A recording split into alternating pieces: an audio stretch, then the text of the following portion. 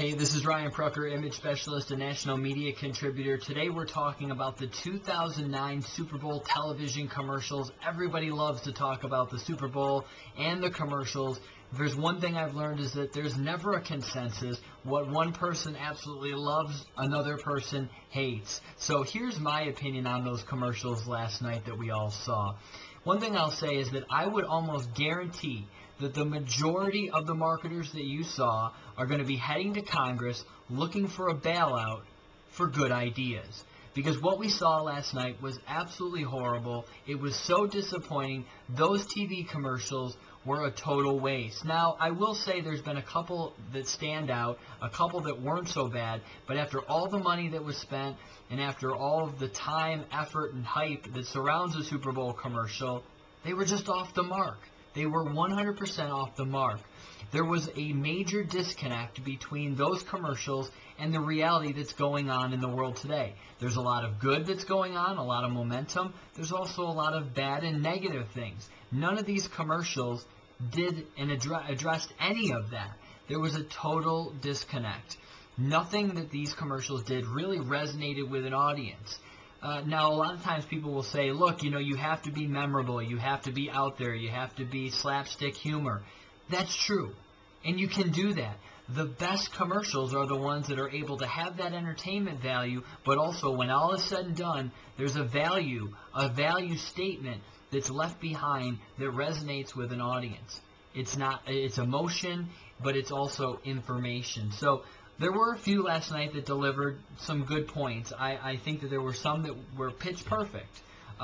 Still nothing to really write home about, but then there was some other big brands that completely blew it. So let's start with the companies that I think really blew it last night. It really damaged their brand. Career Builder and Monster.com. They had an opportunity with the economic and unemployment problems that are in this country to absolutely own the Super Bowl last night. Hear what I said. CareerBuilder.com and Monster.com could have owned the Super Bowl with their message last night. Instead of capitalizing on the economy and everything that's going on that average people are feeling and then giving people something that's exciting, that's fun, that's memorable, but at the end of the day they can actually do something with, they instead decided to promote themselves with no solutions, with nothing really of value. Okay? It was as if they were stuck in what I call their own company bubble. They didn't pay any attention to what's going on around them. They were still stuck in their, hey, if you don't like a coworker, your coworkers don't like you, and you wish you could be somewhere else, go find a new job. Well, let's talk about the millions of Americans last night that were watching those commercials with no job, in fear of having no job, and in fear of being laid off or let go. How about give them something that's entertaining, that's laughing, that's slapstick, but also that resonates with them, that says, look, here's an opportunity for you to have a solution. So go to our site. This is how you can get back on track. This is how you can protect yourself. There's a lot of things that they could have done that they just completely left on the table. It was a huge missed opportunity. They forgot about the company. They forgot about the clients that they're supposed to be there for, and it just fell flat. Another big mistake, a big brand that fell last night, was Coca-Cola. Coca-Cola, this one-time giant, is a mess. It is an absolute mess. Coke seems to be without a brand, without a message, without any sort of consistency. They had several commercials last night. Nothing built a consistency. There was no main message, no theme, no tagline, no positioning statement, nothing. Nothing that told us how we should feel about Coke, why we should buy it, why we should drink Coke. What do we get? What do we join? What are we a part of when we engage in this in Coca-Cola, in this kind of classic pastime? Nothing. I would be very, very worried if I was Coca-Cola right now, especially since Pepsi, which was the big winner, is just going leaps and bounds above them. So, again, Coca-Cola didn't build anything, and a big brand fell last night at the Super Bowl TV commercials. So let's talk about, from a business standpoint, who I feel were the winners of the Super Bowl advertisement. Pepsi. Pepsi showed themselves to be in tune with people, tied into pop culture. They made themselves relevant. I love every bit of their brand was reinforced. Their message, their refresh everything, the Pepsi generation really tied multi-generations together with that television commercial that showed really it was a great parallel between the things that have happened in the past and the things that are happening right now. And barring some bells and whistles and how things look a little bit differently aesthetically, things really haven't changed. And every generation is tied to the next. And Pepsi really took that historic bond and put themselves right in the middle of it, tied it to each generation, the Pepsi generation that continues, that has a past, a present, and undoubtedly a future. And what was great was their brand identity, all of their marketing, it really goes along with that same message. On a side note, I think that Pepsi Max was also a great commercial at the end of the night because they really were target specific with their Pepsi Max product. They identified that if you remember the commercial, it was all these big, men getting hit saying I'm okay, but the one thing they couldn't handle was the taste of a Diet Cola. Until now, Pepsi Max was the diet soda for men. I often wondered, other than taste, who really was their target.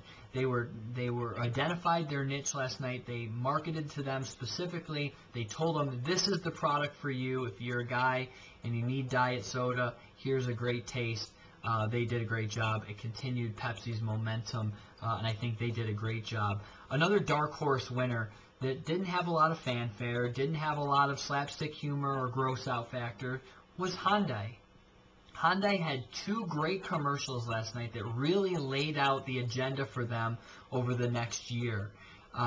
If you remember, they had all these different bosses from BMW saying, Hyundai, Hyundai. They were all mad because Hyundai had been the #1 car of the year.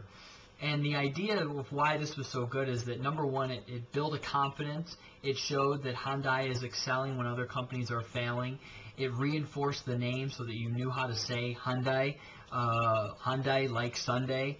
And so it did a really good job in that, in asserting that confidence. Another commercial, they talk about, hey, you sign over your life when you buy a car, but what does a car dealer have to do for you? What do they have to agree to? And they showed that they understand the economy, that if you should have a problem and you lose your job, you can bring that car back. They give you a guarantee that you can do that. Again, they tied that into the economy, into the troubled times that people have. They're the company that will provide a great product that's a standout leader, that established them as a leader, but also a company that will work with their customers. That's exactly what they need, what people need to see, especially now. So I give them high marks for that. So all in all, I think there was a couple of honorable mention. Of course, Budweiser always delivers. Iconic, emotional. Of course, the Clydesdale and the Circus Romance. Great music. Budweiser just created another memorable spot. Again, when you have a brand like that, it's just keeping it fresh, maintaining that consistency. They don't have to come out with too many crazy things for the Budweiser brand. They've got something that's iconic. It works. People look forward to it, and they always deliver. So good marks to them as well. But all in all, I think that the big losers of the night, Coca-Cola, I think watch for them to be making some great strides, because especially when you see it in context of the other commercials last night, though they were a little bit creative, it was a mess. Watch for them to put out a new brand. I hope they come out with something that's really going to tie all of this together, fit Coca-Cola back into being relevant again. They need that desperately. So watch for Coca-Cola to hopefully in the future make some big strides. But last night would have been a great opportunity for them to come out with a new brand that's going to counteract all of the marketing that Pepsi's doing, because right now Pepsi is stealing the show. So all in all, I thought that, again, the commercials were pretty weak. With all the money advertising that was spent, they really could have capitalized on what's going on in the world and show that they don't live in a bubble. This all doesn't occur in a vacuum. And they still could have done it while being memorable, by being funny, by using slapstick, but also providing a lasting impression. So that's my take on the 2009 Super Bowl commercials. Again, I'm Ryan Prucker. Thanks.